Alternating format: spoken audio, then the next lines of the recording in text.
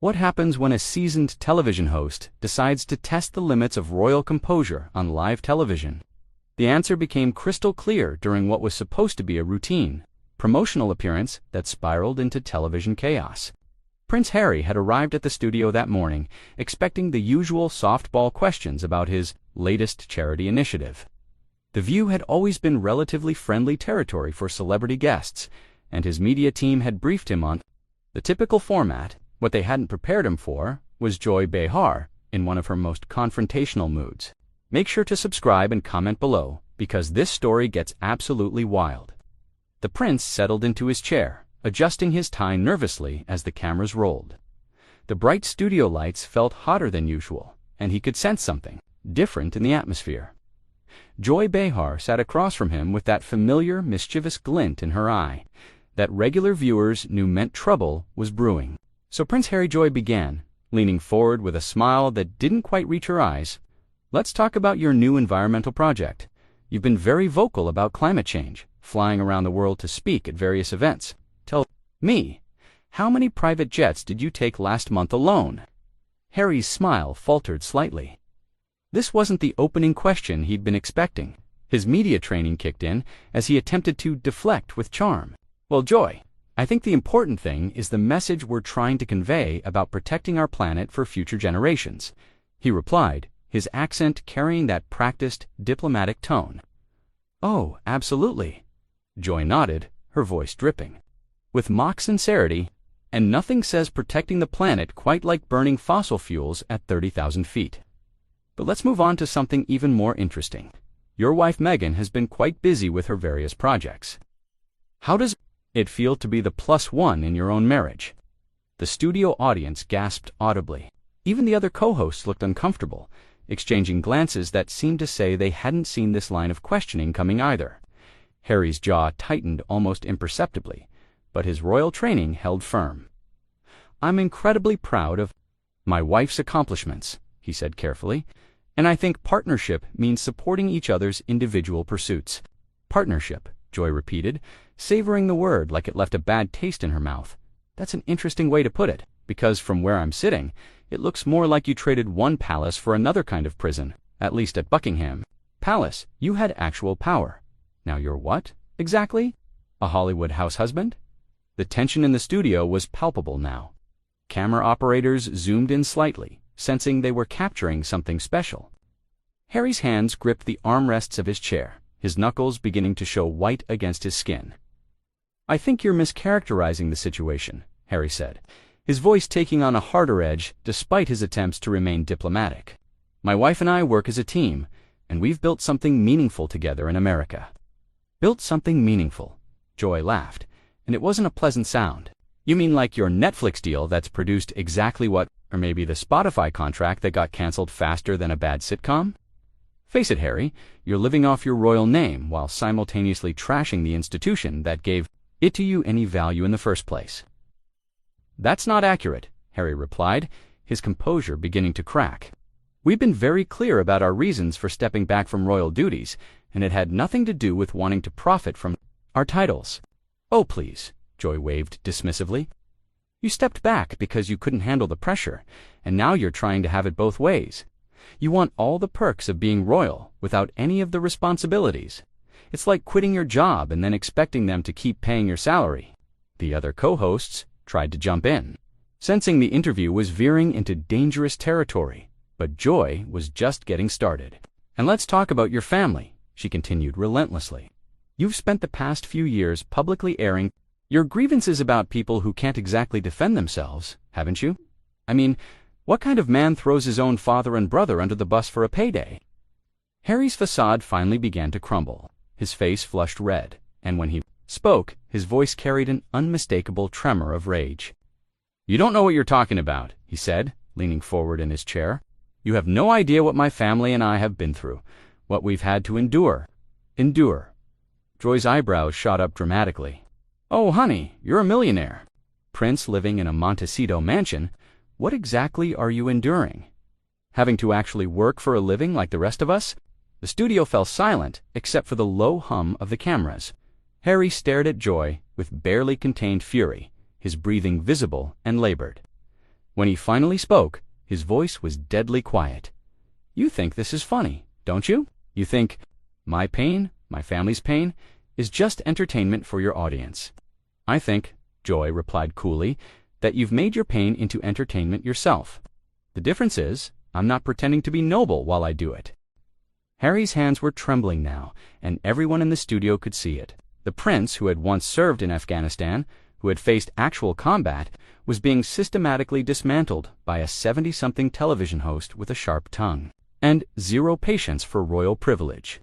"You want to talk about noble?" Harry's voice rose slightly, his accent thickening with emotion. "Let me tell you about noble. Noble is serving your country in war zones, while your family sits safely in their palaces. Noble is trying to protect your wife and children from the same machine that killed your mother." Joy didn't even blink. If anything, she seemed energized by his obvious distress.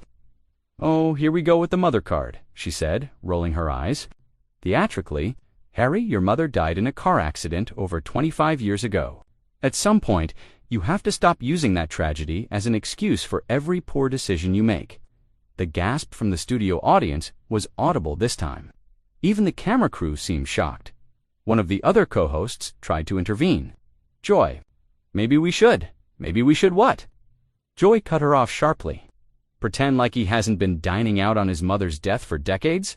Diana was a lovely woman, but she's not here to defend herself from being used as emotional blackmail every time her son needs sympathy." Harry shot to his feet so quickly his chair rolled backward. For a moment, it looked like he might actually storm off the set. His face was crimson, his chest heaving with barely controlled fury. "How dare you?" he said, his voice shaking. "How dare you speak about my mother like that? You didn't know her? You don't know what she went through, what we went through." "Sit down, Harry," Joy said calmly, as if she were speaking to a petulant child. "You're embarrassing yourself." "I'm embarrassing myself?" Harry's voice cracked with incredulous rage. "You just mocked my dead mother on national television, and I'm the one embarrassing myself." "I didn't mock anyone," Joy replied smoothly. "I pointed out that you've turned your mother's memory into a career move. There's a difference, though. I can see why you might not want to acknowledge it." Harry remained standing, swaying slightly as if the ground beneath him had shifted. The other co-hosts were frantically signaling to the producers, but the cameras kept rolling. This was television, gold, and everyone knew it.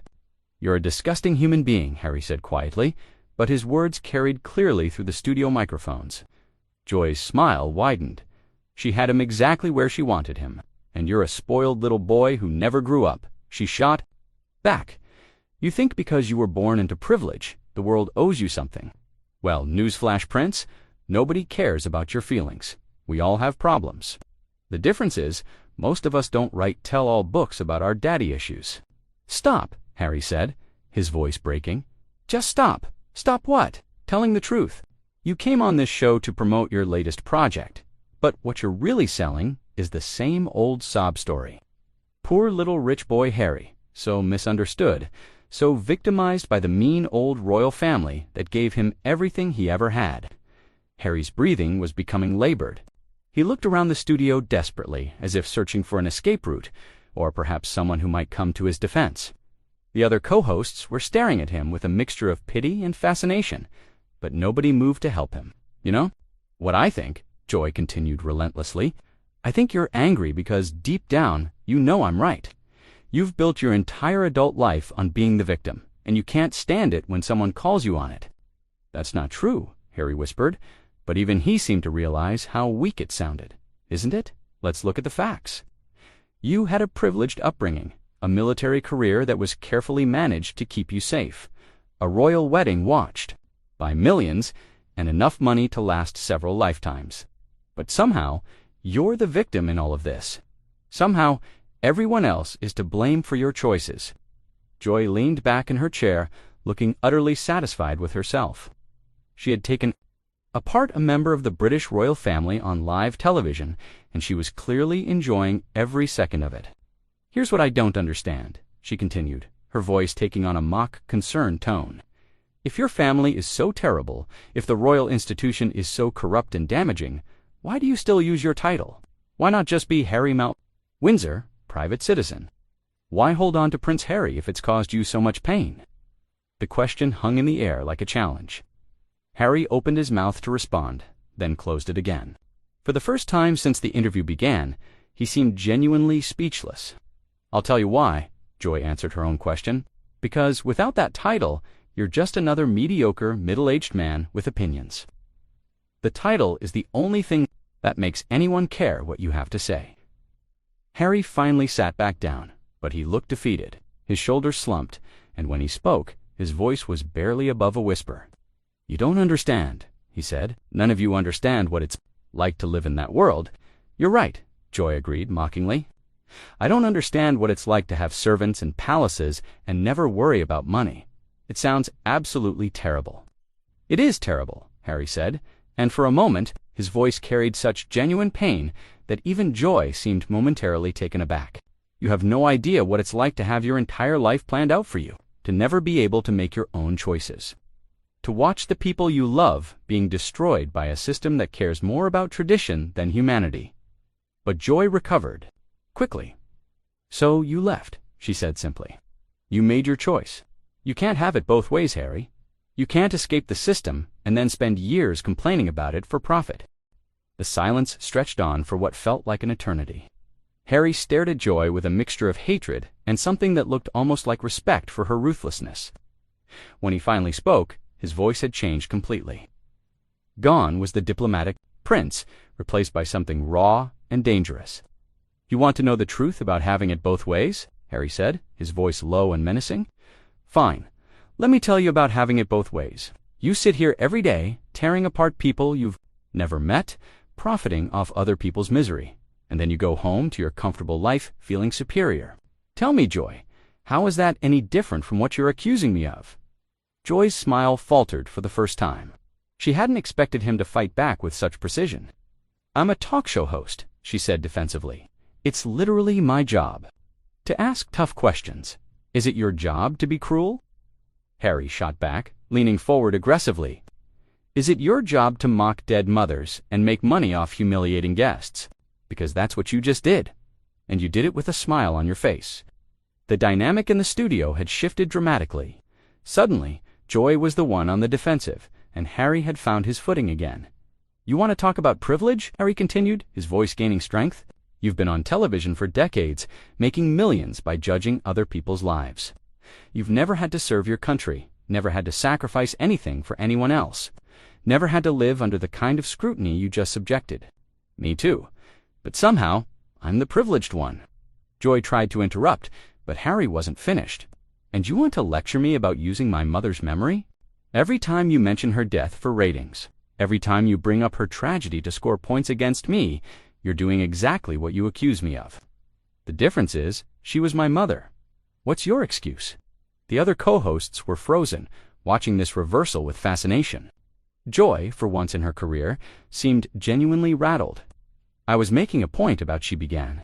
You were being vicious, Harry cut her off sharply. And the worst part is, you enjoyed it. I could see it in your eyes. You got off on trying to break me down on national television. Joy's face flushed red. I don't get off on anything. I'm doing my job. Your job is to interview guests, not to psychologically torture them, Harry replied coldly. What you just did wasn't journalism, it was cruelty for entertainment. And you call me the one who profits off pain? The accusations were hitting their mark. Joy shifted uncomfortably in her chair, no longer the predator, but suddenly looking very much like prey. You think you're so much better than me, Harry continued relentlessly. But at least when I talk about my family, I'm talking about my own life, my own experiences. You just spent 20 minutes tearing apart people you've never met, relationships you know nothing about, pain you've never experienced. How is that noble? How is that serving any purpose other than your own ego? I'm holding you accountable, Joy said weakly, but even she seemed to realize how hollow it sounded. Accountable for what? For leaving a situation that was destroying my mental health and my family. For choosing my wife and children over an institution. For refusing to be a performing monkey for people like you. Harry stood up again, but this time he wasn't fleeing. He was towering over Joy with the bearing of someone who had finally remembered who he was. You want to know what accountability looks like? he said, his voice carrying the authority of someone born to command. Accountability is admitting when you've crossed a line. Accountability is recognizing that behind every public figure is a human being with feelings and limits. Accountability is not hiding behind your job description when you choose to be unnecessarily cruel. Joy looked around desperately for support from her co-hosts, but they were all staring at Harry with something approaching. He had completely turned the tables. "I came here to talk about a charity project," Harry said, his voice now eerily calm. "Something designed to help children in need. Instead, you decided to make it about my personal life, my marriage, my dead mother. You turned what should have been a conversation about helping others into a public execution for your own amusement." He paused, letting that sink in before delivering his final blow. "You asked me earlier why I still use my title if the royal family caused me so much pain. Here's your answer. Because despite everything, I was raised to believe that with privilege comes responsibility. That if you're given a platform, you use it to help others, not to tear them down. Clearly, that's a lesson you never learned." Joy opened her mouth to respond, but no words came out. For the first time in decades of television, she was completely speechless. Harry straightened his jacket and looked directly into the camera. "The charity I came here to promote works with children who have lost parents in conflict zones. Children who will never have the luxury of grieving publicly or writing books about their pain. Children who just need help. If anyone watching wants to learn more about that, instead of this circus, the information is available online." He turned back to Joy one last time. "As for having it both ways, Joy, I think you've proven today that you're the expert on that. You get to be cruel and call it journalism. You get to profit off pain and call it accountability. You get to destroy people and call it entertainment. That's having it both ways." With that, Harry removed his microphone, placed it carefully on the table, and walked off the set. The cameras followed him until he disappeared through the studio doors, leaving Joy sitting alone at the table, still speechless, while the studio audience sat in stunned silence. The other co-hosts scrambled to fill the dead air, but nothing they said could erase what had just happened. A member of the British royal family had just systematically dismantled one of America's most feared television personalities, and everyone had watched it happen in real time. What did you think of that epic confrontation? Did Joy go too far, or did Harry deserve the grilling? Subscribe and comment below with your thoughts on who won this battle of words, because this is the kind of television moment that people will be talking about for years to come.